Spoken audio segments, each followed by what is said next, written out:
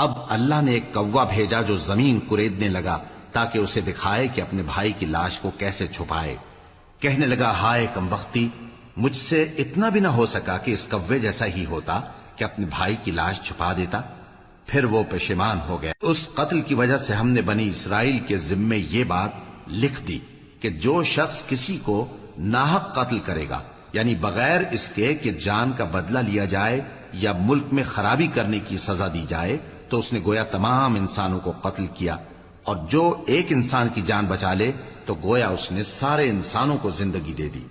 اور ان لوگوں کے پاس ہمارے پیغمبر روشن دلیلیں لا چکے، پھر اس کے بعد بھی ان میں بہت سے لوگ ملک میں زیادتیاں کرنے والے ہیں. جو لوگ اللہ اور اس کے رسول سے لڑائی کریں اور ملک میں فساد کرنے کو دوڑتے پھریں، ان کی یہی سزا ہے کہ بری طرح قتل کر دیے جائیں یا سولی چڑھا دیے جائیں، یا ان کے ایک ایک طرف کے ہاتھ اور ایک ایک طرف کے پاؤں کاٹ دیے جائیں، یا ملک سے غائب کر دیے جائیں.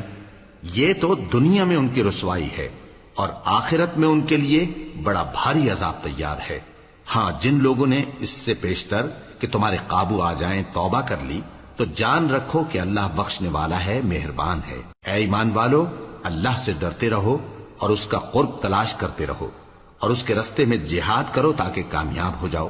جو لوگ کافر ہیں، اگر ان کے پاس روئے زمین کا سب مال و متاع ہو اور اس کے ساتھ اسی قدر اور بھی ہو تاکہ قیامت کے روز عذاب سے بچنے کا بدلہ دیں، تو ان سے قبول نہیں کیا جائے گا، اور ان کو درد دینے والا عذاب ہوگا.